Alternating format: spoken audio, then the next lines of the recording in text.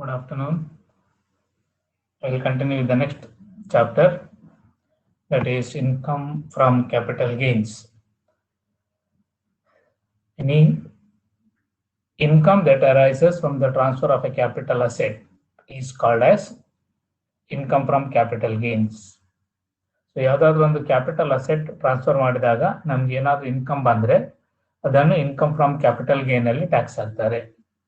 So ಅದು under section 45 of the income tax act 1961. Income tax act 1961 ನಲ್ಲಿ section 45 ಅಲ್ಲಿ ಹೇಳ್ತಾರೆ, if you are transferring any of the capital asset and if there is any gain or if there is any income from transfer of capital asset, it is called as income from capital gain.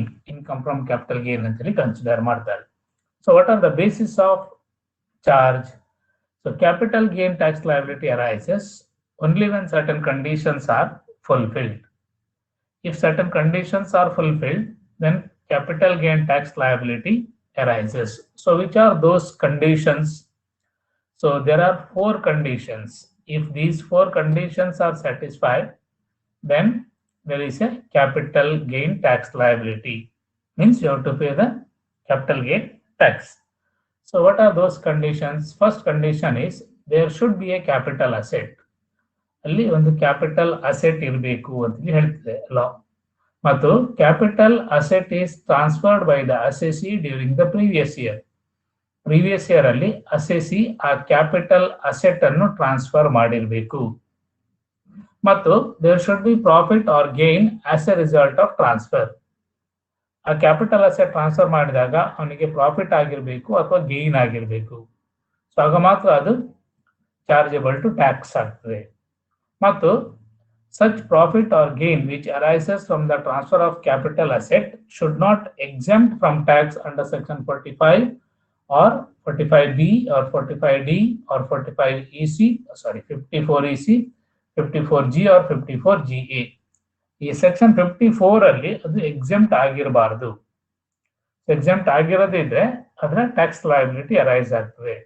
ಒಂದು capital asset ಇರಬೇಕು, ಎರಡನೇದು capital asset previous year ಅಲ್ಲಿ transfer ಮಾಡಿರ್ಬೇಕು, ಮೂರನೇದು ಆ capital asset transfer ಮಾಡಿದಾಗ profit ಅಥವಾ gain ಬಂದಿರಬೇಕು, ನಾಲ್ಕನೇದು ಆ ಕ್ಯಾಪಿಟಲ್ ಗೇನ್ ಏನಿದೆ ಅದು ಸೆಕ್ಷನ್ 54 ನ ಬೇರೆ ಬೇರೆ ಸಬ್ಸೆಕ್ಷನ್ ಅಲ್ಲಿ ಎಕ್ಸೆಂಪ್ಟ್ ಆಗಿರಬಾರ್ದು.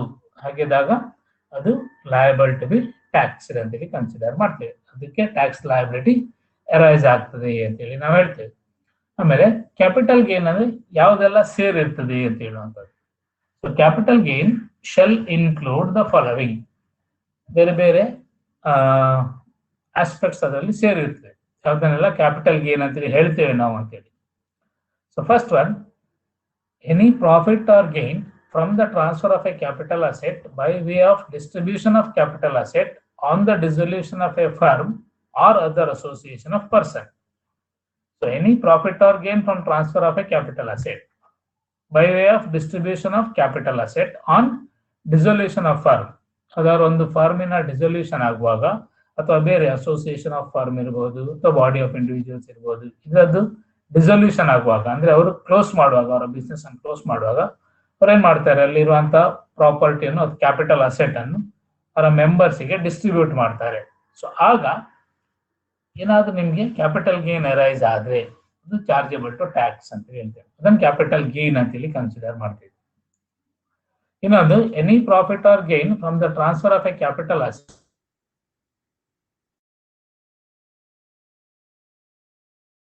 ಏನಾದ್ರು ಕ್ಯಾಪಿಟಲ್ ಅಸೆಟ್ ಫಾರ್ಮಿಗೆ ಟ್ರಾನ್ಸ್ಫರ್ ಮಾಡಿದ್ರೆ ಅದರಿಂದ ಅವನಿಗೆ ಕ್ಯಾಪಿಟಲ್ ಗೇನ್ ಬಂದ್ರೆ, ಪ್ರಾಫಿಟ್ ಬಂದ್ರೆ ಅಥವಾ ಗೇನ್ಸ್ ಬಂದ್ರೆ, ಅದು ಫಾರ್ಮಿಗೆ ಇರ್ಬೋದು, ಅಸೋಸಿಯೇಷನ್ ಆಫ್ ಪರ್ಸನ್ ಇರ್ಬೋದು, ಬಾಡಿ ಆಫ್ ಇಂಡಿವಿಜುವಲ್ಸ್ ಇರ್ಬೋದು, in which he is a member. If he is transferring his capital assets to the firm and thereby if he earns any profit or gain, it is called as capital gain. And third one, profit arising from conversion of capital asset owned by him into stock in trade of the business. Profit arising from conversion of capital asset owned by a person into the stock and trade of the business. ಇಲ್ಲಿ ಒಬ್ಬ person ಹತ್ರ capital asset ಇದೆ, ಆ capital asset ಅನ್ನು ಅವನ ಬಿಸ್ನೆಸ್ಸಿಗೆ stock and trade ಆಗಿ convert ಮಾಡ್ತಾನೆ ಇಲ್ಲಿದ್ರೆ, ಸೊ ಆಗ ಅದು ಕ್ಯಾಪಿಟಲ್ ಗೇನ್ ಅಂತೇಳಿ ಕನ್ಸಿಡರ್ ಮಾಡ್ತಾರೆ. ಇಲ್ಲಿ ಇಯರ್ ಆಫ್ ಟ್ಯಾಕ್ಸಬಿಲಿಟಿ ಯಾವಾಗ ಅಂತ ಹೇಳಿದ್ರೆ year in which such converted stock and trade is sold or transferred. ಯಾವ ವರ್ಷ ಆ ಸ್ಟಾಕ್ ಕನ್ವರ್ಟ್ ಮಾಡಿದ ಸ್ಟಾಕ್ ಅಂಡ್ ಟ್ರೇಡ್ ಟ್ರಾನ್ಸ್ಫರ್ ಮಾಡ್ತಾನೆ ಅಥವಾ ಸೇಲ್ ಮಾಡ್ತಾನೆ ಆ ವರ್ಷ ಅದರ ಟ್ಯಾಕ್ಸಬಿಲಿಟಿ ಇರ್ತದೆ. ಇಲ್ಲಿ ಕ್ಯಾಪಿಟಲ್ ಅಸೆಟ್ ಅನ್ನು ಸ್ಟಾಕ್ ಅಂಡ್ ಟ್ರೇಡ್ ಕನ್ವರ್ಟ್ ಮಾಡೋದಂದ್ರೆ ಏನು, ಇದು ಹೆಚ್ಚಾಗಿ ರಿಯಲ್ ಎಸ್ಟೇಟ್ ಬಿಸ್ನೆಸ್ ಅಲ್ಲಿ ಬರ್ತದೆ. ಉದಾಹರಣೆಗೆ ನನ್ನ ಹತ್ರ ಒಂದು 10 ಎಕರೆ ಜಾಗ ಇದೆ ಅಂತ ಹೇಳಿದ್ರೆ ನಾನೇನ್ ಮಾಡ್ತೇನೆ, ಅದನ್ನೆಲ್ಲ ಸೈಟ್ ಮಾಡಿ ಸೇಲ್ ಮಾಡ್ತೇನೆ. ರಿಯಲ್ ಎಸ್ಟೇಟ್ ಬಿಸ್ನೆಸ್ ಶುರು ಮಾಡ್ತೇನೆ. ನಾನು ರಿಯಲ್ ಎಸ್ಟೇಟ್ ಬಿಸ್ನೆಸ್ ಅಲ್ಲಿ ನನ್ನ ಹತ್ರ ಇರುವ ಜಾಗವನ್ನು ಸೈಟ್ ಮಾಡಿ ಸೇಲ್ ಮಾಡ್ತೇನೆ. ನಾನು ರಿಯಲ್ ಎಸ್ಟೇಟ್ ಬಿಸ್ನೆಸ್ ಗೆ ಸ್ಟಾಕ್ ಅಂಡ್ ಟ್ರೇಡ್ ಯಾವುದು, ಜಾಗ. ಸೊ ಆ ಜಾಗವನ್ನು ನಾನು ಸೇಲ್ ಮಾಡ್ತಿದ್ದೇನೆ ಅಂತ ಹೇಳಿದ್ರೆ ನನ್ನ ಹತ್ರ ಇರುವ ಜಾಗವನ್ನು ನನ್ನ ಬಿಸ್ನೆಸ್ಸಿಗೆ ಸ್ಟಾಕ್ ಆಗಿ ಕೊಡ್ತೇನೆ. ನಾನು 10 ಎಕರೆ ಜಾಗ ಇರುವಂತದ್ದು ಅದು ನನ್ನ ಬಿಸ್ನೆಸ್ಸಿನ ಸ್ಟಾಕ್ ಅಂಡ್ ಟ್ರೇಡ್ ಆಯ್ತು. ಅದನ್ನು ನಾನು ಸಣ್ಣ ಸಣ್ಣ ಪೀಸ್ ಮಾಡಿ 30-40 ಸೈಟ 40-60 ಸೈಟ ಮಾಡಿ ಸೇಲ್ ಮಾಡ್ತಿದ್ದೇನೆ, ಅಥವಾ 10 ಸೆಂಟ್ಸ್ ಇದ್ದು ಒಂದೊಂದು ಇಷ್ಟು ಸೈಟ್ ಮಾಡಿ ಸೇಲ್ ಮಾಡ್ತಿದ್ದೇನೆ. ಆಗ ಅದು ಅಲ್ಲಿಂದ ನನಗೆ ಏನ್ ಲಾಭ ಬರ್ತದೆ, ಅದು ಸೇಲ್ ಆದಾಗ ಏನ್ ಲಾಭ ಬರ್ತದೆ, ಆ ಲಾಭಕ್ಕೆ ಕ್ಯಾಪಿಟಲ್ ಗೇನ್ ಅಂತ ಹೇಳಿ ಕನ್ಸಿಡರ್ ಮಾಡ್ತೇವೆ. ಮತ್ತು ಅದು ಯಾವಾಗ ಟ್ಯಾಕ್ಸ್ ಆಗ್ತಾರೆ ಅಂದ್ರೆ ಯಾವಾಗ ಅದು ಸೇಲ್ ಆಗ್ತದೆ ಆ ಜಾಗ, ಆಗ ಟ್ಯಾಕ್ಸಬಿಲಿಟಿ ಅರೈಸ್ ಆಗ್ತದೆ. ಸೊ ಇದು ಸ್ಟಾಕ್ ಇನ್ ಕ್ಯಾಪಿಟಲ್ ಅಸೆಟ್ ಅನ್ನು ಸ್ಟಾಕ್ ಇನ್ ಟ್ರೇಡ್ ಆಗಿ ಕನ್ವರ್ಟ್ ಮಾಡಿದಾಗ ಮತ್ತು ಅದು ಸೇಲ್ ಆದ ವರ್ಷದಲ್ಲಿ ಅದಕ್ಕೆ ಟ್ಯಾಕ್ಸ್ ಕೊಡಬೇಕು, ಕ್ಯಾಪಿಟಲ್ ಗೇನ್ ಟ್ಯಾಕ್ಸ್ ಕೊಡಬೇಕು. ಲಾಸ್ಟ್ ಒನ್ ಏನ್ ಹೇಳ್ತಾರೆ, from the assessment year 2000-2001 and onwards, any asset or money received from the insurance company is taxable under the head capital gain. Assessment year 2000-2001 and onwards. ನಿಮಗೆ insurance ಕಂಪನಿಯಿಂದ receive ಮಾಡಿದಂತ any asset or money is taxable under the head capital gain. Capital gain head ಅಲ್ಲಿ tax ಹಾಕಬೇಕು ಅಂತ ಹೇಳ್ತಾರೆ. So ಇಷ್ಟೆಲ್ಲ ನೋಡಿದ್ ನಾವು. ಈಗ ಕ್ಯಾಪಿಟಲ್ ಅಸೆಟ್ ಅಂದ್ರೆ ಏನು ಅಂತ ಹೇಳುವಂಥದ್ದು ಸೆಕ್ಷನ್ 2 ಸಬ್ಸೆಕ್ಷನ್ 14 ಅಲ್ಲಿ ಡಿಫೈನ್ ಮಾಡ್ತಾರೆ ಕ್ಯಾಪಿಟಲ್ ಅಸೆಟ್ ಅಂದ್ರೆ ಏನು ಅಂತ. ಒಂದು 2 ಎಕ್ಸ್ಪ್ಲನೇಷನ್ ಕೊಟ್ಟಿದ್ದಾರೆ, ಅದನ್ನ ನಾವು ಕನ್ಸಿಡರ್ ಮಾಡಿ ಸೆಷನ್ ಮುಗಿಸುವ. ಸೊ ಫಸ್ಟ್ ಇದು ಹೇಳ್ತಾರೆ, any kind of property held by the assessee whether or not in connection with this business or profession. ಯಾವುದೇ ಟೈಪಿನ ಪ್ರಾಪರ್ಟಿ ಅಸೆಸಿ ಇಟ್ಕೊಂಡಿದ್ರೆ ಅದಕ್ಕೆ ಅದು ಅವನ ಬಿಸ್ನೆಸ್ಸಿಗೆ ಸಂಬಂಧಪಟ್ಟಿದ್ದಿರ್ಬೋದು, ಸಂಬಂಧ ಪಡದೇ ಇರ್ಬೋದು.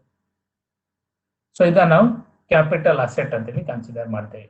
Any kind of property, land ಇರ್ಬೋದು, ಬಿಲ್ಡಿಂಗ್ ಇರ್ಬೋದು, ಇನ್ನೊಂದು ಮತ್ತೊಂದು ಅವನ ಹತ್ರ ಇವೆಲ್ಲ ಪ್ರಾಪರ್ಟಿಗಳು, ಅದು ಕ್ಯಾಪಿಟಲ್ ಅಸೆಟ್ ಅಂತೇಳಿ ಇದನ್ನು ಕನ್ಸಿಡರ್ ಮಾಡ್ತಾರೆ. ಅದಕ್ಕೂ ಬಿಸ್ನೆಸ್ಸಿಗೂ ಸಂಬಂಧ ಇರ್ಬೋದು, ಸಂಬಂಧ ಇಲ್ಲದೆ ಇರ್ಬೋದು.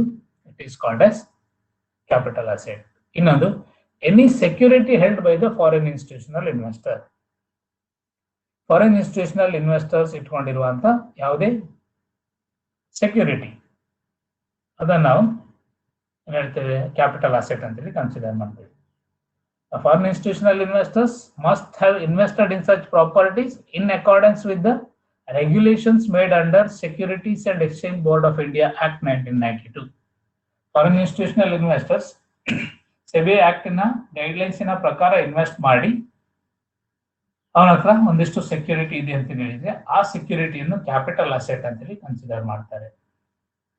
ಸೊ ಈ ಕ್ಯಾಪಿಟಲ್ ಅಸೆಟ್ ಅಂತ ಒಂದು ನೋಟ್ ಕೊಟ್ಟಿದ್ದಾರೆ ಅಲ್ಲಿ. Capital asset may be movable or immovable. Movable ಆಗಿರ್ಬೋದು, ಇಮ್ಮೂವೇಬಲ್ ಆಗಿರ್ಬೋದು. ಇಮ್ಮೂವೇಬಲ್ ಅಂದ್ರೆ ಯಾವುದು, ಲ್ಯಾಂಡ್ ಬಿಲ್ಡಿಂಗ್ ಎಲ್ಲ ಇಮ್ಮೂವೇಬಲ್ ಅಂತ ಹೇಳ್ತೀವಿ. ಮೂವೇಬಲ್ ಯಾವುದು, ಅಲ್ಲಿ ಕೆಲವು ಉದಾಹರಣೆ ಕೊಟ್ಟಿದ್ದಾರೆ ನಿಮ್ಗೆ ನೋಡಿ.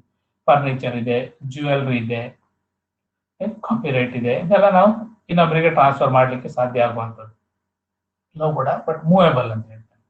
ಮೂವೇಬಲ್ ಇರ್ಬೋದು, ಇಮ್ಮೂವೇಬಲ್ ಇರ್ಬೋದು, ಟ್ಯಾಂಜಿಬಲ್ ಇರ್ಬೋದು, ಇಂಟ್ಯಾಂಜಿಬಲ್ ಇರ್ಬೋದು. ಇಂಟ್ಯಾಂಜಿಬಲ್ ಅಂದ್ರೆ ಯಾವುದು, ಗುಡ್ ವಿಲ್ ಇದೆ, ಟೆನೆನ್ಸಿ ರೈಟ್ ಇದೆ, ಕಾಪಿರೈಟ್ ಇದೆ, ಇದೆಲ್ಲ ಇಂಟ್ಯಾಂಜಿಬಲ್ ಅಂತ ಹೇಳ್ತೀವಿ. So all these are called as the capital assets. ಯಾವುದೇ ಟೈಪಿನ property held by the assessee whether it has any connection with the business or not. Business ಒಟ್ಟಿಗೆ ಯಾವುದೇ ಒಂದು ರೀತಿಯ ಕನೆಕ್ಷನ್ ಇರಲಿ ಅಥವಾ ಇಲ್ಲದಿರಲಿ, ಸೊ ಅದನ್ನು ಕ್ಯಾಪಿಟಲ್ ಅಸೆಟ್ ಅಂತೇಳಿ ಕನ್ಸಿಡರ್ ಮಾಡ್ತೇವೆ. ಯಾವುದೇ ಪ್ರಾಪರ್ಟಿ ಅಸೆಸಿ ಹೆಸರಲ್ಲಿ ಇದ್ರೆ ಅದು ಆ ಅಸೆಸಿಯ ಕ್ಯಾಪಿಟಲ್ ಅಸೆಟ್. ಮತ್ತು any security held by the foreign institutional investor. Foreign institutional investors ಇಟ್ಕೊಂಡಿರುವಂತಹ ಯಾವುದೇ ಸೆಕ್ಯೂರಿಟೀಸ್ ಅಂದ್ರೆ ಅವ ಅದನ್ನು ಇಂಡಿಯಾದಲ್ಲಿ ಸೆಬಿ ಆಕ್ಟಿನ ಗೈಡ್ಲೈನ್ಸ್ ಪ್ರಕಾರ ಇನ್ವೆಸ್ಟ್ ಮಾಡಿರ್ಬೇಕು. ಸೊ ಅದು ನಾವು ಅದಕ್ಕೆ ಕ್ಯಾಪಿಟಲ್ ಅಸೆಟ್ ಅಂತ ಹೇಳಿ ಕನ್ಸಿಡರ್ ಮಾಡ್ತೇವೆ. ಸೊ ಕ್ಯಾಪಿಟಲ್ ಅಸೆಟ್ ಮೂವೇಬಲ್ ಆಗಿರ್ಬೋದು, ಇಮ್ಮೂವೇಬಲ್ ಆಗಿರ್ಬೋದು, ಟ್ಯಾಂಜಿಬಲ್ ಆಗಿರ್ಬೋದು, ಇಂಟ್ಯಾಂಜಿಬಲ್ ಆಗಿರ್ಬೋದು. ಉದಾಹರಣೆಗೆ furniture, jewellery, tenancy right, copyright, building, ಬೇರೆ ಬೇರೆ ಲ್ಯಾಂಡ್, ಇದನ್ನೆಲ್ಲ ನಾವು ಕ್ಯಾಪಿಟಲ್ ಅಸೆಟ್ ಅಂತ ಹೇಳಿ ಕನ್ಸಿಡರ್ ಮಾಡ್ತೇವೆ. ಸೊ ಇಷ್ಟು ಕ್ಯಾಪಿಟಲ್ ಅಸೆಟ್ಗೆ ಸಂಬಂಧಪಟ್ಟ ಹಾಗೆ